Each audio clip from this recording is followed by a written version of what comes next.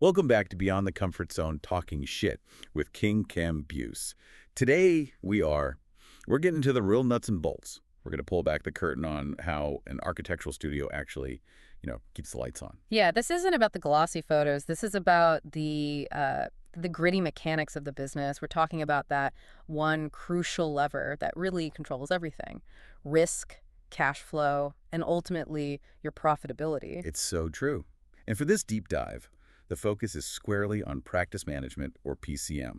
The official title is a mouthful, but it says it all.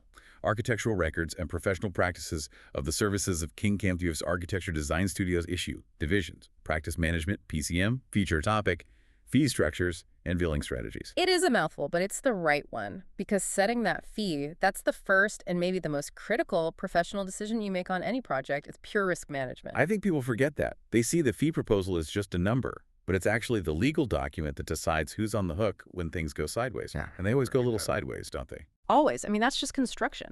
And if you get that fee structure wrong from day one, you are basically signing your firm up to eat costs that should be part of the project. It poisons everything. It bleeds right into project management, PJM, even into CE, because you spend the whole project fighting about money and additional services instead of doing the work. Exactly. So our mission today is to get past the simple rules of thumb like never bill hourly. We want to give you a real strategic roadmap. The goal is for you listening right now to understand how to match the right fee model to the right project so your firm gets paid fairly for the work you do on time. Let's get into it. All right. So let's start with the big idea, the core philosophy that underpins everything we're about to talk about. And that is the fee type is fundamentally a risk allocation tool. That's it. That is the entire foundation of strategic practice. It's not about what you can get. It's about what risk you're willing to accept. It's a mechanism that decides in advance whether the architect or the client is going to absorb the financial hit when the scope changes or the schedule slips or, you find something unexpected in the walls. Okay, so if it's a tool for allocating risk, how do you diagnose that risk in the first place? You have to look at it along two critical axes. The first is the one most people think about: scope certainty. Right. So this is a spectrum from, say, low certainty to high certainty. Exactly. Low certainty is, it's unknowns everywhere. You're renovating an old building and you have no idea what's behind the drywall. Or the client's brief is literally scribbled on a napkin. We all seen that napkin. We've all seen the napkin. High certainty, on the other hand, is the dream scenario, right? A clear program, a clean site, a locked-in budget, and everyone agrees on what the drawings need to look like, which, let's be honest, is pretty rare. Vanishingly rare. Okay, so that's the first axis. What's the second? The second one is, it's a little more subtle, but it's just as important. It's project volatility. And this has less to do with the building itself and more to do with the people and the process. So you mean, how the client behaves? Precisely. How quickly does the client make decisions? Is it one person, or is it a committee of 12 that has to approve every color choice? Are the project inputs stable, or are new stakeholders showing up in month 4 with a whole new set of demands? Oh, that's the killer. The entitlement process, the project that sits in planning review for 6 months, and you have to keep answering questions and tweaking drawings just to keep it alive. That's pure volatility. That is the definition of volatility. So now you put these two axes together. If you've got high certainty and high stability, that's your golden ticket for a lump sum or a fixed fee. You can price that. You know what you're selling. But the minute you introduce uncertainty, like with a renovation, or volatility, like with a slow client, the whole equation changes. That's when you absolutely have to use an hourly model, or more likely a hybrid model. It's your insurance policy. It ensures that your firm doesn't end up subsidizing the project's chaos. So what do you do when the project is obviously, mushy, as you call it, but the client is absolutely insisting on a single number? They want that budget certainty. And that's the real test of a competent firm leader. You don't just refuse the work, but you also don't just roll over and accept all the risk. You structure a hybrid model with incredibly tight assumptions and triggers. You build a fence around the number. You build a fortress around it. You give them their fixed fee, but you define exactly what that fee buys them. And the contract makes it clear that the second they step outside that fence, with a scope change, a schedule delay, anything, it triggers a predefined, pre-priced change order. You're not arguing about it later. You're just executing the contract. So you turn a potential fight into a simple business process. That's the move. It's about being proactive, not reactive. Okay, that makes perfect sense. With that foundation set, Let's dive into the four main fee families. Let's start with the one we just mentioned, the one everyone knows, the lump sum. The lump sum or stipulated sum or fixed fee, it sounds great, especially to clients. It's best when, like we said, everything is crystal clear, detailed program, known site, stable client who just wants to know the number. And that appeals to, the CFOs, the institutions that need to lock down their soft costs for their pro forma. But for the architect, the risk is just massive if you're not careful. It's colossal, and the number one killer of profit on a fixed fee job is scope creep. And it's so insidious, isn't it? It's never one big request. Never. It's death by 1,000 cuts. It's, hey, can you just whip up another elevation for this? Or can we see that floor plan with the wall shifted 6 inches? Or we need one more board for the board meeting on Friday. And if you haven't explicitly listed the exact number of elevations and revisions in your contract, the client just assumes it's free. They do. And suddenly you've done an extra 100 hours of work that you never budgeted for. Your firm's multiplier on that job just plummets. You might even be losing money. And that's not even getting into the cash flow risk. Oh, the cash flow risk is just as bad. A lot of fixed fee contracts are based on milestone billing. You get 30% when you finish DD. Right. But what happens when finishing DD is held up for 3 months because the client's internal committee can't make a decision? Exactly. Your team is still working. You're still paying salaries every 2 weeks. You're paying rent. But your revenue is completely frozen. Your firm is now, without planning to, acting as the client's bank. You're financing their indecision. Which is completely unsustainable for most firms. Yeah. So what's the practice move? How do you protect yourself? It's mandatory. You pair a fixed fee with phase-based invoicing based on progress. You never, ever agree to pure milestone billing. So you're billing monthly for the percentage of the phase you've completed, regardless of whether you have the official sign-off. 100%. You estimate your 50% through schematic design. You bill 50% of the SD fee that month. It smooths out cash flow, and just as importantly, it surfaces any issues early. The client can't ignore your invoices for 6 months. And you always get a retainer up front. Non-negotiable. That's your mobilization capital. And you back the whole thing up with that bulletproof list of assumptions and exclusions. If it's not on the list of what's included, it costs extra. Period. Okay, let's swing to the complete opposite end of the spectrum, hourly or time and materials. The hourly model it's the ultimate shield for the architect. It's the right tool whenever uncertainty is the dominant factor. So we're talking about those deep forensic investigations of existing buildings where you literally don't know what you're going to find. Exactly. Or very early feasibility studies where you're just exploring ideas that might not even become a building. And the big one, complex entitlements. When your time is dictated by the city planning department, you cannot give a fixed fee. You have no control. You might need to go to 3 meetings or you might need to go to 15. But this model carries a huge relationship risk, doesn't it? Clients can get very nervous about an open-ended hourly contract. They do. They hear hourly and they think, blank check. They get suspicious. They feel like they're being nickel and dimed, and they worry that the firm is just dragging their feet to run up the bill. It's a real trust issue. Yeah. So how do you counter that skepticism? How do you build that trust? It comes down to 2 things. Transparency and definition. Internally, you have to be absolutely religious about daily time tracking. People need to know their time is being monitored and justified. And externally. The practice move is to frame it as an hourly not to exceed, or an NTE, and you have to pair that with weekly or monthly burn reports. The NTE gives the client a ceiling, a budget cap, which makes them feel safe. It addresses that psychological fear of runaway costs. It says, look, we will not spend more than this amount of money on this phase without coming back to you for written authorization. It puts them in control. And the burn report is the trust builder. It's everything. It's not just an invoice. It's a progress report. It says, we budgeted 200 hours for this phase. We have burned through 120 hours, and we are 60% complete with the deliverables. We are on track. Or, it says, we're 80% through the hours, but only 50% through the work because of this unexpected issue we found. We need to talk. So it forces a conversation before it becomes a crisis. You're managing expectations proactively. That's the whole game. You turn a potential conflict over a surprise bill into a collaborative project management discussion. All right, let's tackle the old school model, the one that used to be the default, percentage of construction cost. Yeah, for a long time, this was just how it was done. And look, In very specific, very conventional scenarios, it can work. A standard office building on a flat site where the amount of architectural effort really does scale pretty directly with the construction budget. But the risks and the conflicts of interest are. Yeah. They're just baked right into the model. They're huge. The most obvious one is the misalignment of incentives.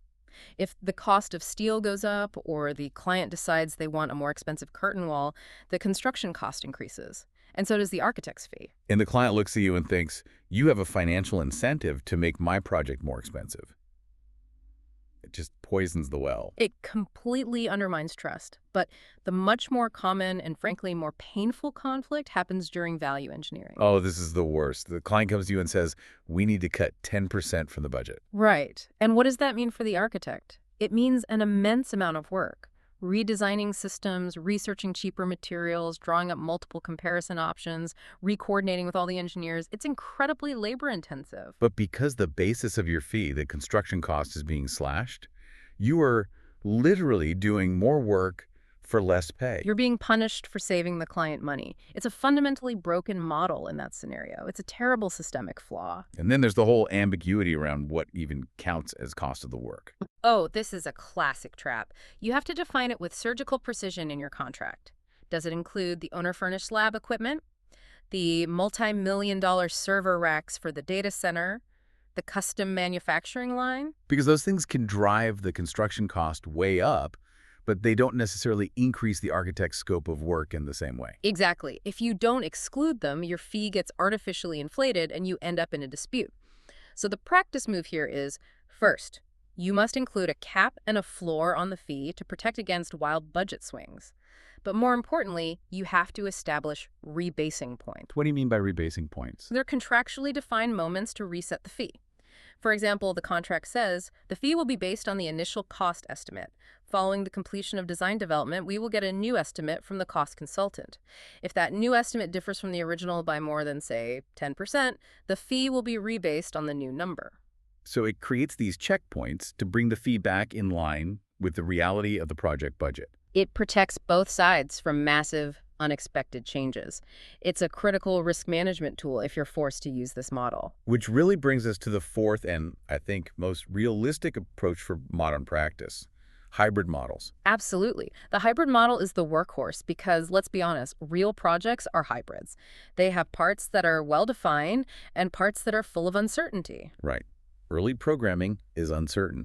The final permit set is, hopefully, very certain.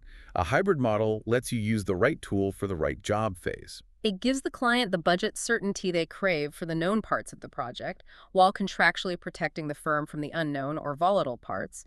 It's a contract built of fences and triggers. Let's run through some common examples. What's the most basic one? The most common is a fixed fee per phase, plus hourly for additional services. So you agree on a lump sum for SD, DD, and CDs based on a very specific program. But the contract states that any client-driven change request that deviates from that program is billed at a specified hourly rate. So the client can change their mind as much as they want, but they know it's on their dime. Precisely. Another really effective one is hourly with an NTE, but it's tied to fixed deliverables. So you're not just billing hours up to a cap. No. You're saying, we will perform this specific scope of work, billing hourly, up to a maximum of X dollars. Once that scope is delivered, the billing stops, even if you haven't hit the cap. This protects the firm from doing endless work under that NTE ceiling. That's smart. What about for those big repetitive projects like a housing development or a hotel chain? That's where a unit rate menu is brilliant. Instead of negotiating a fee for the whole building, you break it down. You charge, say, $2,000 for a Type A apartment unit, $2,800 for a Type B, and so on. You can apply that to services too, right? You absolutely can. You can have a unit rate per zoning hearing you have to attend, or a fixed rate for each major revision round after the two that are included in the base fee. It makes the unpredictable parts of the process predictable from a financial standpoint. And finally, a mechanism we've touched on but is worth repeating because it's so important for cash flow: the retainer. The retainer, credited against future invoices, is your cash flow stabilizer. It's not just a down payment. It's the capital you use to fund the project kickoff before that first monthly invoice even has a chance to be paid. It's a critical buffer against risk. Okay, so that sets the stage for pricing. But the perfect fee structure doesn't mean anything if your billing strategy is a mess. You're absolutely right. This is where we shift from pricing to invoicing. And invoicing is all about managing expectations and, critically, managing cash flow. Poor cash flow is a business risk that's just as deadly as scope creep. So what's the #1 rule for a healthy billing strategy? It's all about the invoice rhythm. You have to bill monthly. Monthly progress billing is the gold standard, period. Why is that so non-negotiable? Well, think about your firm's expenses. Your payroll is biweekly or monthly. Your rent is monthly. Your insurance is monthly. Your revenue has to match that same rhythm. If it doesn't, you have a structural cash flow problem. And it also helps you spot problems early. That's the other key part. If a client disputes a $10,000 charge on a monthly invoice, you can deal with it right then and there. If you wait for a big milestone and send a bill for $200,000 and then they dispute something from 6 months ago, you have a massive accounts receivable crisis on your hands. It really underscores the danger of that milestone billing we talked about. Yeah. You are literally fronting the money for labor and overhead for months at a time, hoping for a big payday that might be delayed. It's incredibly risky. It's a gamble. And that's why, again, retainers and mobilization fees are so essential. The retainer does two things. One, it covers that initial burst of work, the kickoff meetings, the site analysis before your first invoice is paid. And two, it's a psychological commitment from the client. A client who's put down $25,000 is a lot less likely to ghost you than one who hasn't paid a dime. A whole lot less likely. Now let's talk about reimbursables, because this is where a lot of friction can happen. Right, this is more than just plane tickets and printing these days. So much more. Your contract needs to spell out in detail what is a reimbursable expense. It could be specific software licenses for a BIM project. It could be the cost of running complex energy models, permit courier fees, travel, large format printing, all of it. And you have to state whether you're billing it at cost or with a markup. Yes. You have to be clear. Will you apply a standard 10% or 15% administrative markup to cover the cost of managing and processing all those receipts? Or will you bill at cost? There's no right answer, but being ambiguous is the wrong answer. It just leads to arguments. Which brings us to the really uncomfortable topic: late payment remedies. What happens when a client is 60, 90 days past due? What teeth do you have in your contract? This is where you have to be tough. Your contract must define the payment terms, usually net 30. It must specify the interest rate that will be charged on overdue balances, and it must include the ultimate protection, the right to suspend services for non-payment. That feels like the nuclear option to a lot of architects. They're afraid of damaging the relationship. But it's a standard of care provision. If you don't have it or you're afraid to use it, you are actively choosing to take on more risk. You are telling the client that it's okay not to pay you on time. It's a controlled escalation. You're not just walking off the job. You're following a process that was laid out in the contract they signed. Exactly. You document the delinquency, you send the required written notices, and you inform them that if payment isn't received by a certain date, work will pause. It's a professional business process, not an emotional flat. Okay, this is a perfect point to put all these theories into practice. Let's use a case study, a real-world problem that a firm like KING-KAMBUF might face. Let's do it. The scenario is a 28,000 square foot adaptive reuse project. An old industrial building is being converted into a modern office and a specialized prototype lab. Okay, my alarm bells are already going off. Yeah. Adaptive reuse means high uncertainty. Prototype lab means high complexity and strict regulatory oversight. This thing is screaming risk. It's exactly.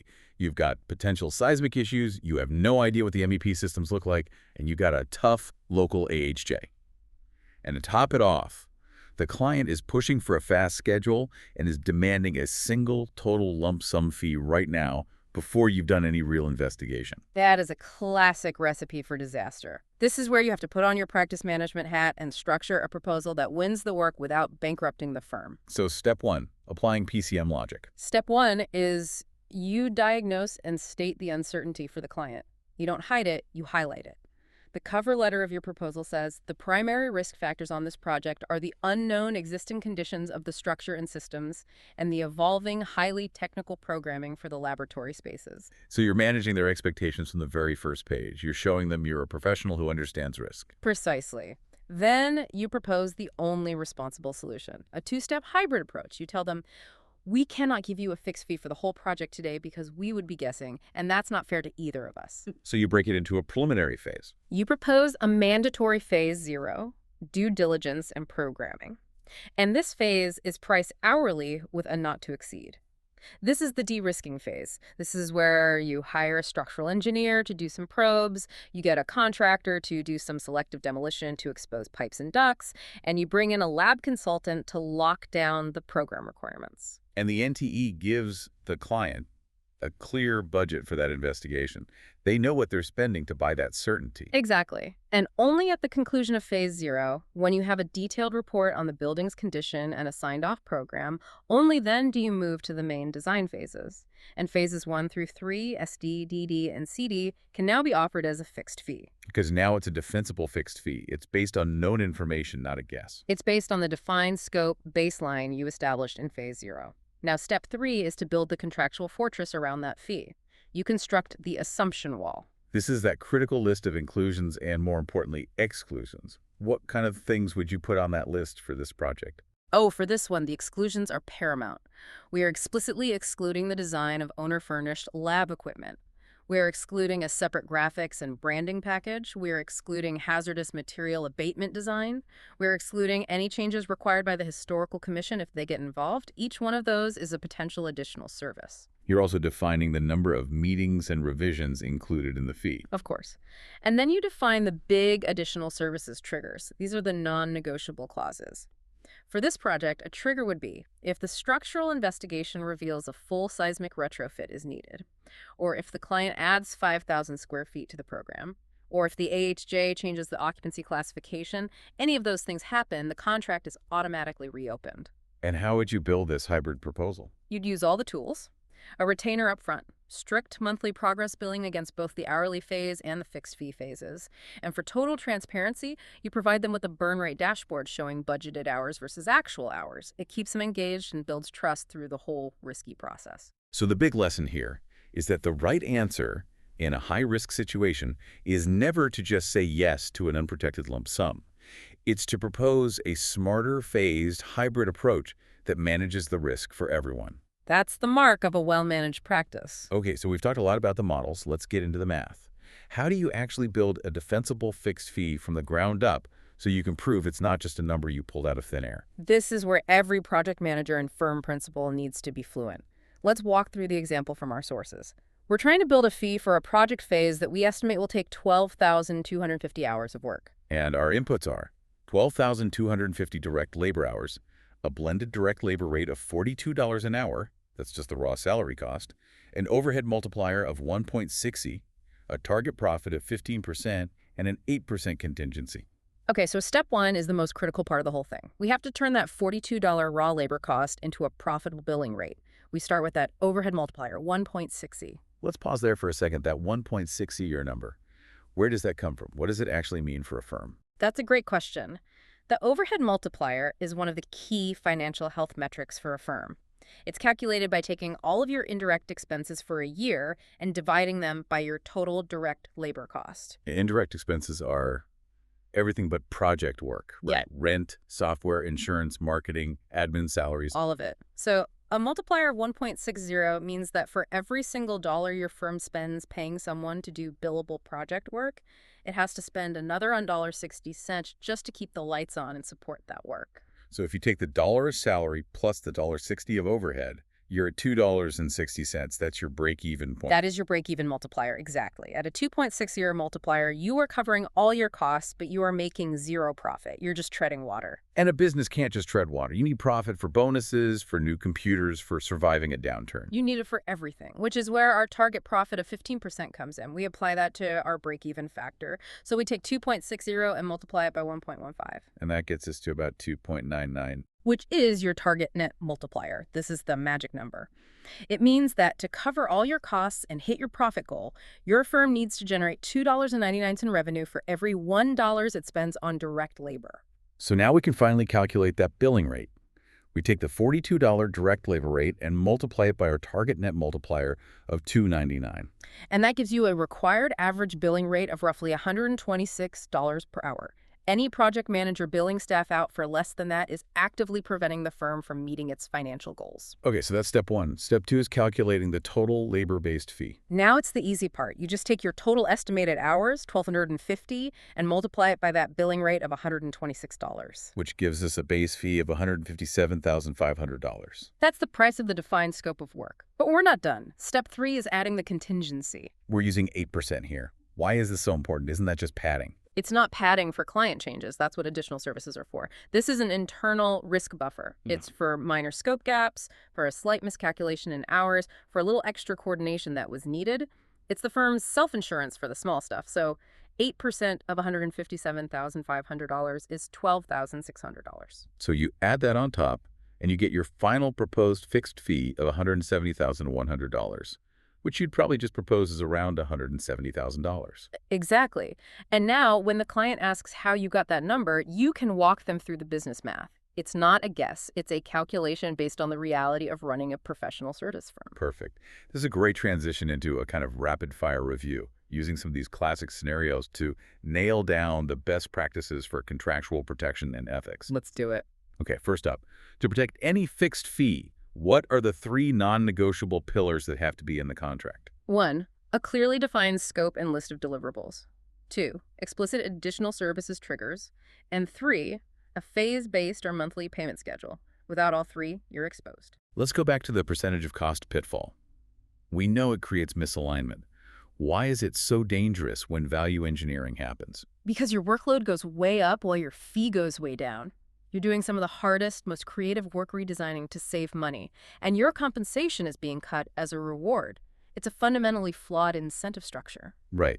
So for that client who is highly volatile, always changing their mind, but still demands a fixed price, what is the single best contractual fit? It has to be that hybrid model, a lump sum per phase, but with a very strict hourly rate for any and all additional services. It gives them the number they want, but makes it crystal clear that their indecision has a price tag. And for a big multi-year project, what's the one billing strategy that best protects the firm's cash flow? It's monthly progress billing with a substantial retainer up front. Predictable cash flow is oxygen for a firm. You can't survive by holding your breath for months waiting for a milestone payment. Okay, now let's get into the ethics. The scenario from the sources. Your client is 75 days past due on your invoices. A huge red flag. But they're also demanding you keep working around the clock to hit a critical permit deadline. What do you do? This is a test of professional conduct. The project manager who says, let's just keep working to not make them mad, is making a huge mistake. Continuing to provide services without being paid is compounding your financial loss and increasing your legal liability. So what's the correct standard of care response? You follow the contract. You formally document the delinquency in writing. You follow the contract's notice provisions. And if they don't pay, you formally suspend services in writing. And you make it clear that their permit deadline is now at risk because of their non-payment. 100%. Suspending services is a protective act. It limits your liability to the work you've already done and been paid for. Continuing to work exposes you to liability for an incomplete, unpaid final product. Final scenario. It's the middle of design development, and the client suddenly decides to add an entire new floor to the building. What is the immediate first step? Stop all work on the change. The first step is always contractual. You immediately issue a proposal for additional services that clearly outlines the impact on the fee and the schedule. You do not draw a single new line until that change order is signed. Get it in writing before you do the work. The cardinal rule. Always. This has been just an incredibly practical deep dive. I feel like we've really dissected the financial engine of an architectural practice. Let's try to boil it down to the key takeaways for everyone listening. Yeah, if you're going to remember just a few things from this conversation, what should they be? For first, I'd say remember that the fee type is a risk allocation tool. That's the whole mindset shift. Second, uncertainty demands protection.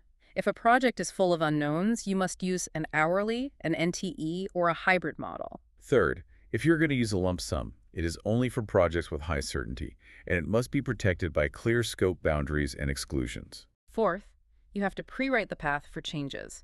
Define your additional services triggers in the contract before you even start. And finally, and maybe most importantly, cash flow is a risk issue. You have to bill predictably, bill monthly, and be prepared to enforce your payment terms. It's all about moving from just guessing a number to having a calculated, defensible, professional strategy. Which brings us to our final provocative thought. Something for you to take back to your practice this week. The next time you are looking at a fee proposal, either one you're sending out or one you're receiving from a consultant stop, and ask yourself this one critical question. Which firm is most likely to remain profitable under this fee structure, and why? And if the answer isn't your firm, you need to go back and restructure that agreement immediately. That's a great action item. And to put it into practice tonight, here's a simple exercise. Just try to draft a one-page assumptions and exclusions list for a hypothetical fixed fee project. Get in the habit of defining those fences. That's a perfect place to leave it.